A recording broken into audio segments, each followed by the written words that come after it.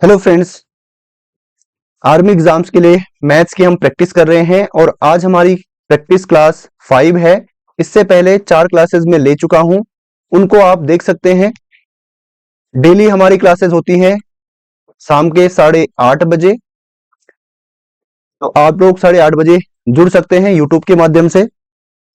पहला क्वेश्चन आपके सामने है, एक परीक्षा में 400 विद्यार्थी उत्तीर्ण हुए और 60% विद्यार्थी फेल हुए, तो परीक्षा में कुल कितने विद्यार्थियों ने भाग लिया। देखो, अगर आपकी मैथ्स काफी अच्छी है या फिर आपकी प्रैक्टिस अच्छी खासी हो गई है तो आप लोग क्वेश्चन को पढ़िए और उनको सॉल्व करके जो सॉल्यूशन है उसको स्किप कर सकते हैं। लेकिन जिन लोगों की मैथ्स वीक है और जो लोग सीखना चाहते हैं तो वो लोग ध्यान से देखिए और लास्ट तक बने रहें। तो पहला तरीका जो आप एग्जाम में फॉलो करोगे, किसी भी नंबर का कोई भी वस्तु या कोई भी नंबर, चाहे वो एक क्लास में हो, चाहे वो आर्मी में हो, चाहे वो वस्तुओं की संख्या हो, वो हमेशा कितनी होती है? 100% होती है।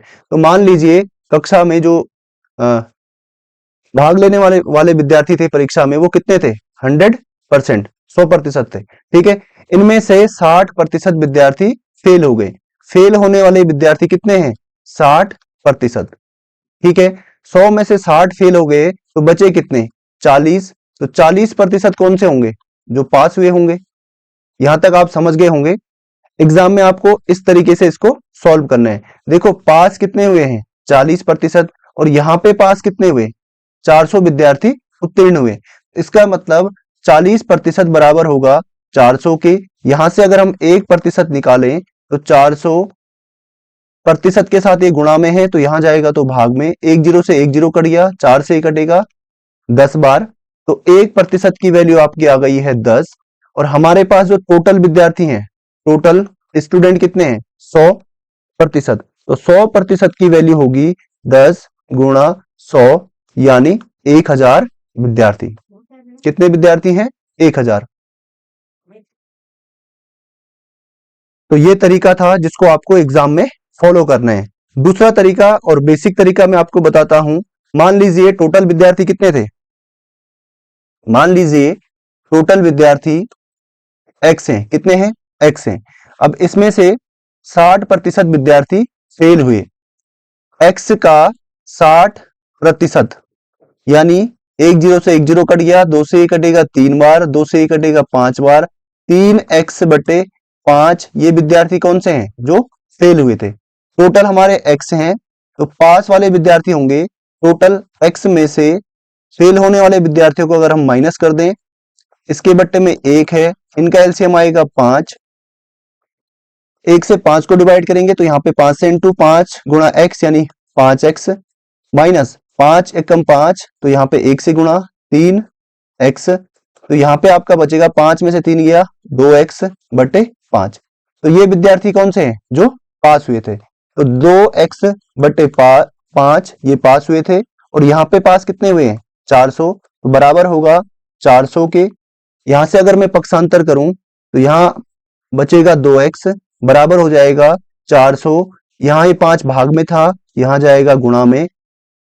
फिर से अगर मैं पक्षांतर करूं, x बराबर 400 गुणा 5 बट्टे में आपका आएगा 2। 2 से कटेगा कितनी बार? 2 दूना 4, 200 बार। 200 गुणा 5 यानी 1000 विद्यार्थी। तो ये बेसिक तरीका है। आपको बेसिक प्लस ट्रिक दोनों ही तरीके आपको आने चाहिए। तो बेसिक मोस्ट इंपॉर्टेंट होता है। अगर आप ट्रिक भूल भी जाते हैं तो बेसिक से आपका क्वेश्चन इजीली सॉल्व हो जाएगा। नेक्स्ट क्वेश्चन पे चलते हैं। सिंपल क्वेश्चन है, मैंने आपको पहले भी बताया था। 1 से लेकर 25 से या फिर 30 तक, 25 या 30 तक आपको क्या क्या याद करने हैं? स्क्वायर आपको याद करने हैं या वर्ग आपको याद करने हैं। तो 15 का वर्ग होता है 225। तो ऑप्शन नंबर ए इसका राइट आंसर होगा। राम ने बैंक से 50,000 रुपए 10% साधारण ब्याज की दर से लिए, तो 2 साल के बाद राम को बैंक को कितने रुपए लौटाने होंगे? देखो, उधार लिया था उसने 50,000 रुपए का। इसका मतलब जो मूलधन है वो है आपका 50,000 रुपए। रेट यानी दर आपकी है 10% और टाइम आपका है 2 वर्ष 2 साल।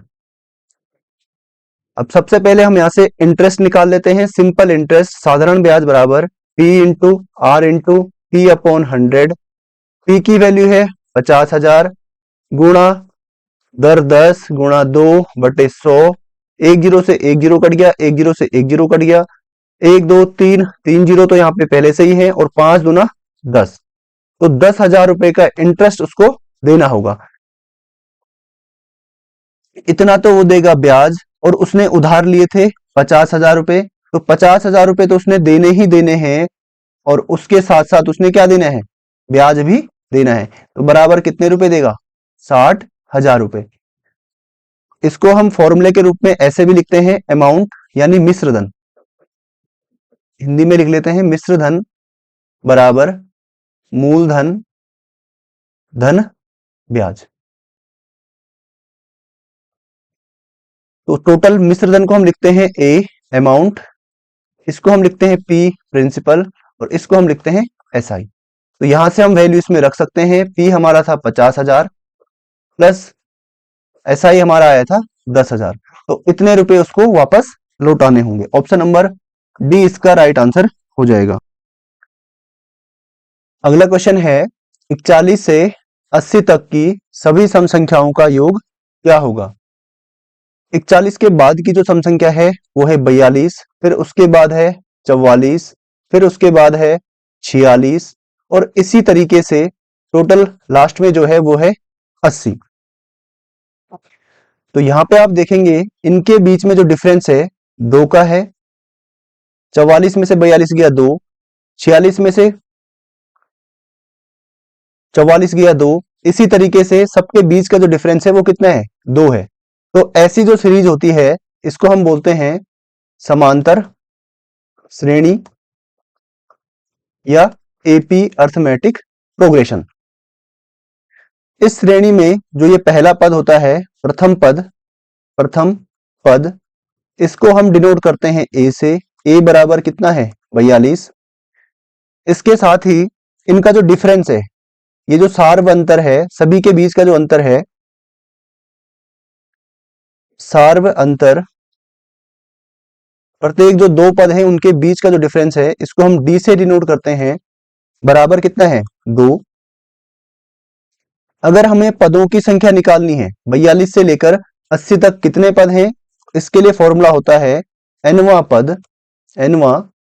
पद बराबर n plus n minus 1 into a plus n minus 1 into d. A की वैल्यू है 42 प्लस n हमें निकालना है -1, डी की वैल्यू है 2, और nवां पद यानी 80वां पद, लास्ट जो पद है उसको हम यहाँ पे लेते हैं 80। यहां से अगर हम पक्षांतर करें तो 42 प्लस का है, उधर जाएगा तो माइनस का, 80 माइनस 42 बराबर, यहां आपका बचेगा n माइनस 1 इंटू 2।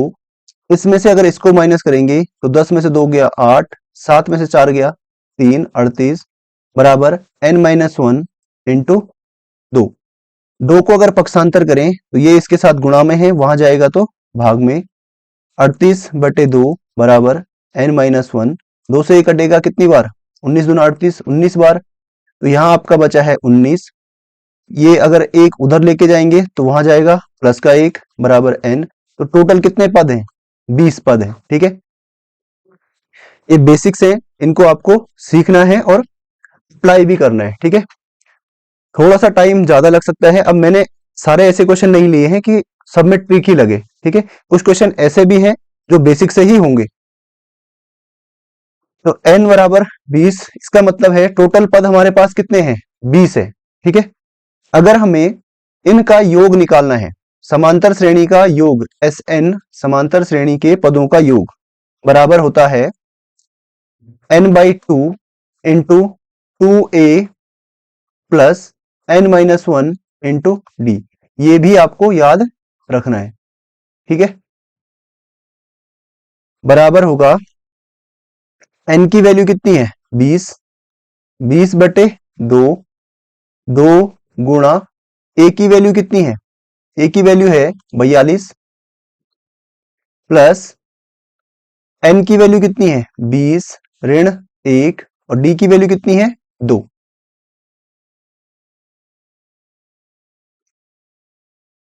अब इसको अगर हम सॉल्व करेंगे 2 से 1 कटेगा 10 बार, यहां पे तो 10 बचेगा, ब्रैकेट के अंदर आपका बचेगा 42 दूना 84 प्लस 20 में से 1 गया 19 और कोष्टक हटते ही यहां पे क्या आएगा गुणा 2। अब 10 गुणा यहां पे 82 प्लस 19 दूना 38, सॉरी 42 दूना 84 होगा, 42 गुणा 2 84 होगा, 38 10 गुणा इन दोनों को अगर जोड़ेंगे तो 2 8 और 3 11 11 और 1 12, इसके बाद 10 गुणा 122, तो 10 के साथ अगर 122 का गुणा करेंगे तो 1 जीरो इसके पीछे लग जाएगा। ठीक है, इनका जो योग होगा वो कितना होगा ऑप्शन नंबर ए। तो ये दोनों फॉर्मूले आपको याद रखने हैं, ये वाला और जो जो इसमें टर्म्स हैं उनको भी आपको याद रखना है। सारवंतर क्या है, प्रथम पद क्या है, ये भी आपको याद रखना है। अगले क्वेश्चन पे चलते हैं। ए और बी मिलकर किसी काम को 4 दिन में पूरा कर सकते हैं। यदि ए उसी काम को अकेला 6 दिन में पूरा कर सकता है तो बी उसी काम को अकेले कितने दिन में पूरा कर सकता है। ए प्लस बी दोनों मिलकर मिलकर कितने दिन में करते हैं 4 दिन में करते हैं। ठीक हो गया। इसके बाद ए अकेला उस काम को 6 दिन में, ए कितने दिन में करता है 6 दिन में करता है। अगर हम इन दोनों का एलसीएम निकालें, 4 के गुणनखंड होंगे 2 दूना 4 2 एकम 2 और 6 के गुणनखंड होंगे 2 तिया 6 3 एकम 3। तो 4 बराबर होगा 2 गुणा 2, 6 बराबर होगा 2 गुणा 3, यहां से कॉमन आएगा 2, तो एलसीएम बराबर होगा, पहले कॉमन को लिखते हैं 2 गुणा 3 गुणा 2 यानी 12, 2 तिया 6 दूनी 12। तो इनका जो एलसीएम आएगा वो है 12। अब यहां से अगर मैं ए और बी की एफिशिएंसी निकालूं तो 3 से इसको डिवाइड करेंगे कितना आएगा, 3 से अगर 12 को डिवाइड करेंगे, सॉरी 4 से डिवाइड करेंगे तो 4 तिया 12, 6 से करेंगे 6 दूना 12। यहां पे आप देखिए ए और बी दोनों की एफिशिएंसी कितनी है 3 है, ए की एफिशिएंसी कितनी है 2 है। इन दोनों की अगर 3 है और ए की अगर 2 है तो 3 में से 2 हटाऊं तो बी की एफिशिएंसी कितनी होगी 1 होगी। बी की एफिशिएंसी कितनी होगी 1। इसने पूछा है बी उसी काम को अकेले कितने दिन में पूरा करेगा, तो इसको मैं बी की एफिशिएंसी से डिवाइड करूंगा, 1 से कटेगा ये 12 बार, तो 12 दिन में बी इसको पूरा करेगा। यहाँ पे a प्लस बी बराबर 10, a प्लस बी बराबर दे रखा है 10, b प्लस सी बराबर आपको दिया है 12, c प्लस a आपको दिया है 2 और पूछा है a प्लस बी प्लस सी का मान। अगर मैं इन सबको जोड़ दूं तो यहां पे आपका आएगा एक ए है और एक यहां पे है, 2a प्लस एक सी यहाँ पे एक सी यहाँ पे, 2c 2b भी है, 2b प्लस 2c बराबर आपका हो जाएगा, इन सबको अगर जोड़ेंगे 10 12 22 और 2 24। यहां से अगर मैं 2 कॉमन ले लूं, 2 यहां से कॉमन आएगा, a प्लस बी प्लस सी बराबर 24, 2 इसके साथ गुणा में है तो वहां जाएगा तो भाग में, a प्लस बी प्लस सी बराबर 24 बटे 2, 2 से कटेगा कितनी बार 12 बार, तो a प्लस बी प्लस सी की वैल्यू कितनी आ गई है 12। ऑप्शन नंबर बी इसका राइट आंसर हो जाएगा। ए स्थान पर कौन सा अंक आएगा अगर 150 का 37% माइनस 1000 का 0.05%। तो यहां पे आपको कुछ ऐसा दे रखा है 150 का मतलब होता है गुणा, 37% का मतलब अपॉन में 100 माइनस 1000 का मतलब गुणा, का मतलब क्या होता है गुणा, 0.05% का मतलब अपॉन में 100। तो यहां से अगर आप देखेंगे एक जीरो से एक जीरो कट गया, दूसरे जीरो से दूसरा जीरो भी कट गया, यहां पे एक जीरो से एक जीरो कटा, 2 से कटेगा 3 बार, 2 से कटेगा ये, सॉरी 5 से कटेगा 3 बार और 5 से कटेगा 2 बार। इसके बाद इनको अगर गुणा करेंगे 37×111/2 माइनस यहाँ पे अगर गुणा करते हैं तो यहाँ पे एक जीरो है एक के बाद और यहाँ पे 2 अंक है दशमलव से पहले, तो एक अंक से पहले ही अब दशमलव यहाँ पे आएगा, 0.5 हो जाएगा। ठीक है, इसको अगर डिवाइड करूं तो 2 पंजे 10, यहाँ पे बचा एक और एक 11, 2 पंजे 10, फिर एक बचा यहाँ पे पॉइंट और 2 पंजे 10, तो 55.5 ऋण 0.5, 55.5 में से 0.5 अगर घटा दें तो इसमें से गया 0, यहाँ पे बचेगा आपका 55, दशमलव के ठीक नीचे दशमलव, ऑप्शन नंबर डी इसका राइट आंसर हो जाएगा। किसी आयताकार पार्क की लंबाई 100 मीटर और चौड़ाई 80 मीटर है, उसके चारों ओर अंदर 10 मीटर चौड़ा रास्ता है, तो रास्ते का क्षेत्रफल निकालो। देखो भाई, एक आयत है, आयताकार पार्क है, ठीक है। अब ये क्या कह रहा है, आयताकार पार्क की जो लंबाई है वो 100 मीटर है और चौड़ाई कितनी है, 80 मीटर है। दूसरा इसने कहा इसके अंदर एक रास्ता है जिसकी चौड़ाई कितनी है, 10 मीटर है। तो ये आपको क्वेश्चन समझना होगा, उसके बाद ही इसको आप कर पाएंगे। क्वेश्चन की लैंग्वेज समझना बहुत जरूरी है। अब यहाँ पे इसकी जो चौड़ाई है वो कितनी है, 10 मीटर है, यहाँ पे भी 10 मीटर होगी और यहाँ पे भी 10 मीटर होगी और यहाँ पे भी कितनी होगी, 10 मीटर होगी। ठीक है, अगर ये पूरा 100 था, अगर ये पूरा 100 मीटर है, ठीक है, मुझे अगर इसकी डिस्टेंस निकालनी है, इसकी लंबाई अगर मुझे निकालनी है, तो पूरा 100 है, 100 में से 10 यहां से घट गया और 10 यहां से घट गया, तो 100 में से 20 अगर मैं घटा दूं तो 80, इसकी जो लंबाई होगी वो 80 मीटर आएगी, जो अंदर वाला एरिया बचा है 80 मीटर। ऐसे ही अगर मुझे इसकी चौड़ाई निकालनी है, तो चौड़ाई के लिए भी मैं क्या करूंगा, टोटल तो ये कितना था, 80 था, है ना। अब यहां से यहां तक ये वाला, यहां से यहां तक 10 यहां से हट गया और यहां से यहां तक 10 यहां से हट गया, तो कितना बच गया, ये 80 में से 20 गया 60, इसकी चौड़ाई कितनी हो गई, 60। अब देखो, आपको पता होगा आयत का क्षेत्रफल, आयत का क्षेत्रफल बराबर क्या होता है, लंबाई गुणा चौड़ाई। पहली कंडीशन में, यानी जो ये बाहर का जो क्षेत्र है, इसके लिए लंबाई कितनी है, 100 और चौड़ाई कितनी है, 80, तो यहां पे 100 गुणा 80 बराबर 8000 मीटर स्क्वायर। इसका जो क्षेत्रफल है, पूरे पार्क का क्षेत्रफल कितना है, 8000 मीटर, और रास्ते को छोड़कर जो पार्क बचा है ये वाला, इसका क्षेत्रफल कितना होगा, इसके लिए लंबाई कितनी है, इसके लिए लंबाई है 80 मीटर और इसकी चौड़ाई कितनी है, 60 मीटर।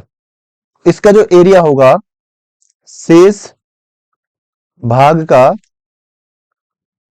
क्षेत्रफल बराबर L गुणा B, 80 गुणा 60 यानी 8 छक्का 48 और एक 2 जीरो यहाँ पे हैं, मीटर का स्क्वायर। देखो पूरे का एरिया कितना है, 8000, और अंदर वाले भाग का, इस वाले भाग का एरिया कितना है, 4800। तो इसमें से अगर हम, इस पूरे में से अगर हम इसको माइनस कर दें,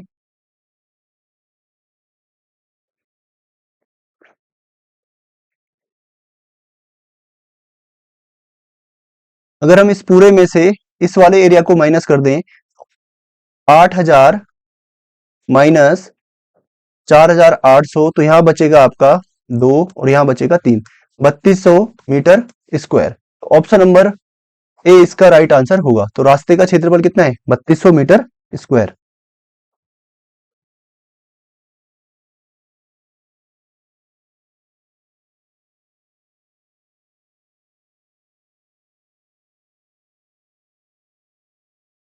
यदि मूलधन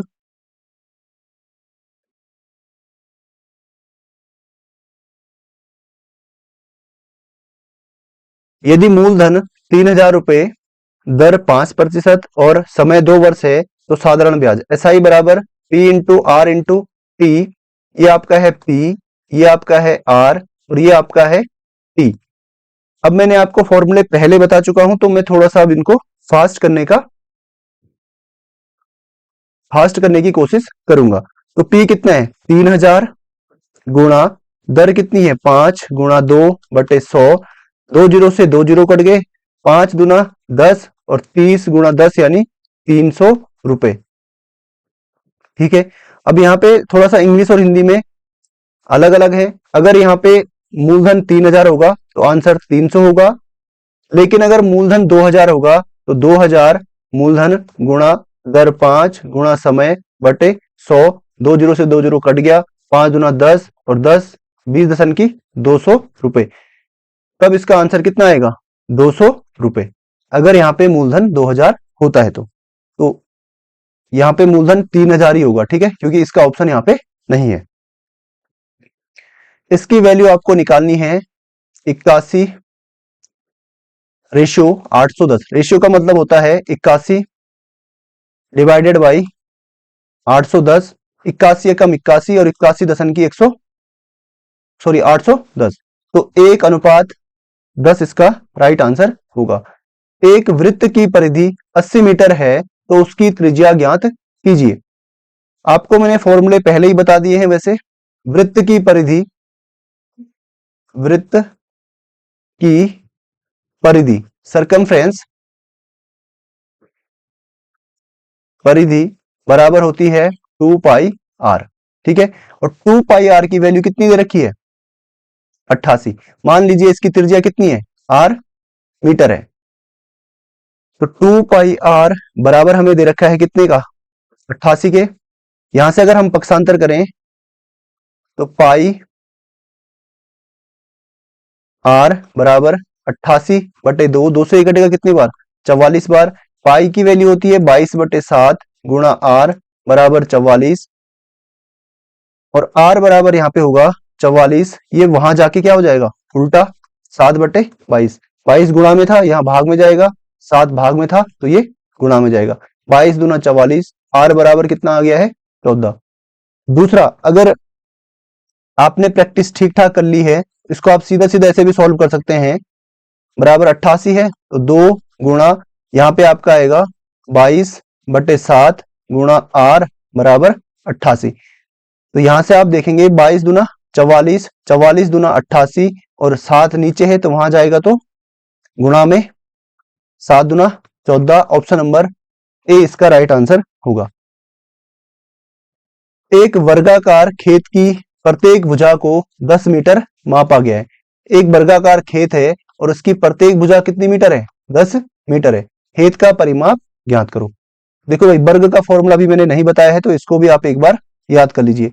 वर्ग का स्क्वायर का एरिया यानी वर्ग का क्षेत्रफल बराबर होता है भुजा गुणा भुजा यानी ए का स्क्वायर। इसको हम भुजा गुणा भुजा भी लिख सकते हैं, भुजा गुणा भुजा या भुजा का स्क्वायर, साइड का स्क्वायर।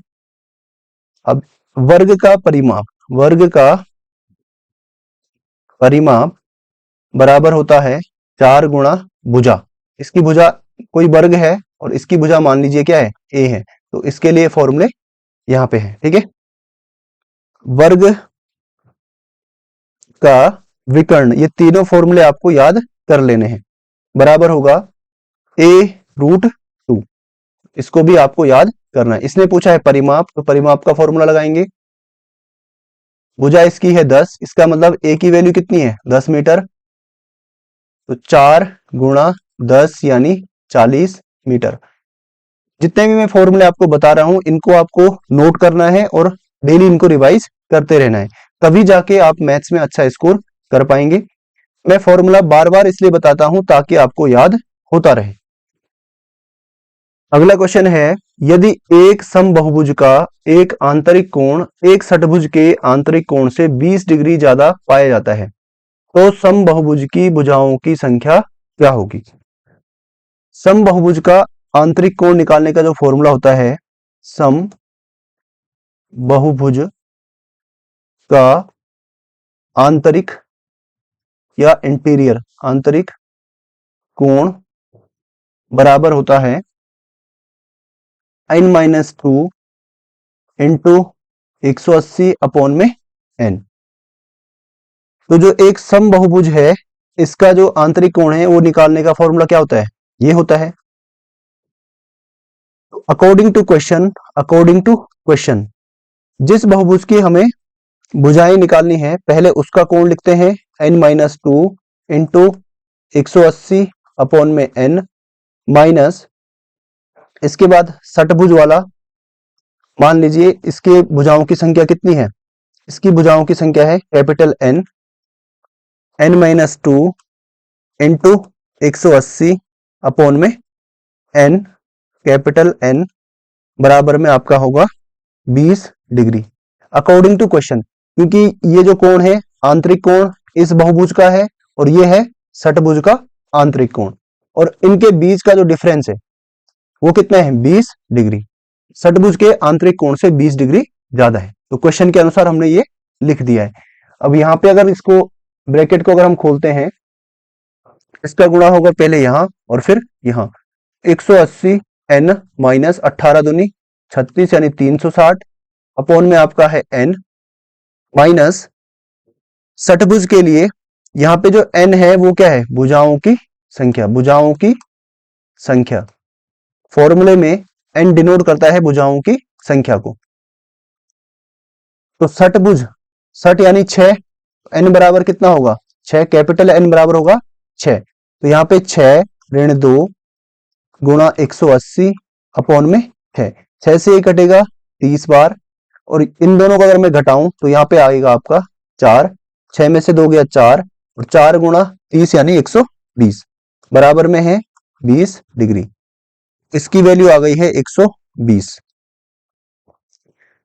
अगर मैं इस n से पहले इसको डिवाइड करूं फिर इसको 180 n अपॉन में n माइनस 360 अपॉन में n माइनस का 120 डिग्री बराबर 20 डिग्री। n से n यहाँ पे कट गया, अब यहाँ पे 180 प्लस का है और 120 माइनस का है, इसमें से इसको अगर मैं घटाऊं तो 60 बचेगा यहाँ पे प्लस का माइनस 360 अपॉन में n बराबर 20 डिग्री। अब इस 60 को अगर मैं वहां लेके जाऊं तो यहां बचेगा माइनस 360 बटे n बराबर 20 डिग्री, यहाँ पे प्लस का था वहां जाएगा तो माइनस का 60, इसमें से अगर मैं इसको घटा दूं तो कितना बचेगा, बड़ी संख्या में से छोटी घटाते हैं लेकिन साइन किसका है माइनस का, 60 में से 20 गया 40 और यहाँ पे आपका है 360 अपॉन n, तो कुछ ऐसा आपका बच गया है 360 माइनस 360 बटे n बराबर आपका है 40, n जाएगा उधर माइनस का 40 है, ठीक है, n जाएगा उधर माइनस 360 बराबर माइनस 40, n यहाँ भाग में है वहां जाएगा तो गुणा में 40n। अगर यहां से माइनस को भी पक्षांतर करते हैं तो माइनस से माइनस कट जाएगा और 360 n के साथ 40 गुणा में है तो यह जाएगा भाग में बराबर n, 40 से कटेगा कितनी बार 9 बार। ऑप्शन नंबर सी इसका राइट आंसर हो जाएगा। यह है बेसिक तरीका। दूसरा तरीका जो आपको एग्जाम में अप्लाई करना है उसको आप देखिए। दूसरा तरीका, किसी भी बहुभुज का जो बाह्य कोण होता है यानी बाह्य कोण ये हमेशा होता है 360 डिग्री अपॉन n, n बराबर है भुजाओं की संख्या, भुजाओं की संख्या, ठीक है। दूसरा आपको यह भी याद रखना है इंटीरियर एंगल यानी बाह्य कोण, बाह्य कोण इंटीरियर एक्सटीरियर एंगल प्लस आंतरिक कोण इंटीरियर एंगल, इन दोनों का जो सम होता है वो कितना होता है 180 डिग्री होता है, ठीक है। तो यहां से काफी आसानी क्वेश्चन हो जाएगा और शॉर्ट भी हो जाएगा, ठीक है। तो यहां से अगर हम देखें षटभुज में कितनी भुजाएं हैं n बराबर है 6, तो षटभुज का बाह्य कोण कितना होगा, षटभुज का बाह्य कोण इसका षटभुज का बराबर 360 और n भुजाओं की संख्या कितनी है 6, 6 से कटेगा कितनी बार 60 बार, तो इसका मतलब बाह्य कोण कितना है षटभुज का 60 यहां से अगर मैं बाह्य कोण का मान रखूं 60 प्लस आंतरिक कोण आई रखता हूं और 180 डिग्री, आई की वैल्यू यहां से आएगी 180 में से 60 गया 120, तो षटभुज का जो बाह्य कोण है, आंतरिक कोण है वो कितना है, आंतरिक कोण कितना है 120 डिग्री है। यहां से अगर हम देखें तो जो दूसरा समबाहुभुज है इसका कोण षटभुज के आंतरिक कोण से 20 ज्यादा है। इसका जो आंतरिक कोण होगा वो क्या होगा 140 डिग्री। तो यहां से इंटीरियर प्लस एक्सटीरियर बराबर 180 डिग्री। इस बहुभुज का इंटीरियर कोण कितना है 180 डिग्री प्लस एक्सटीरियर यानी बाह्य कोण हम यहां से निकाल सकते हैं, और एक्सटीरियर बराबर 180 माइनस 140, यहां प्लस का था वहां जाएगा माइनस का, बराबर 40। इसका एक्सटीरियर कोण कितना आया 40। तो इस फॉर्मूले को आप यूज कर सकते हैं, ये वाला फॉर्मूला, बाह्य कोण बराबर 360 बटे एन। एन हमें निकालना है और बाह्य कोण कितना है 40 है, बराबर 360 बटे एन। यहां से हम काट सकते हैं, 10 से 10 कट गया, 4 9 36 और 4 एकम 4, एन का गुणा होगा 1 के साथ, एन बराबर 9। तो ये इसका राइट आंसर हो जाएगा, और यही वाला तरीका आपको एग्जाम में फॉलो करना है। ठीक है, अगला क्वेश्चन है, सिंपल क्वेश्चन है, पहले ब्रैकेट वाला सॉल्व करते हैं। 14 और 8 22, 22 और 5 27 और 27 बाहर आपका है 2, 27 दूना 54, ऑप्शन नंबर ए। इनका एलसीएम निकालना है।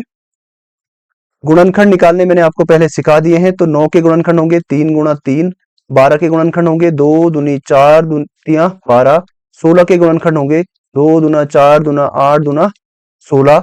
यहां से हम कॉमन ले लेते हैं 2, एक ये वाला 2 और एक ये 3।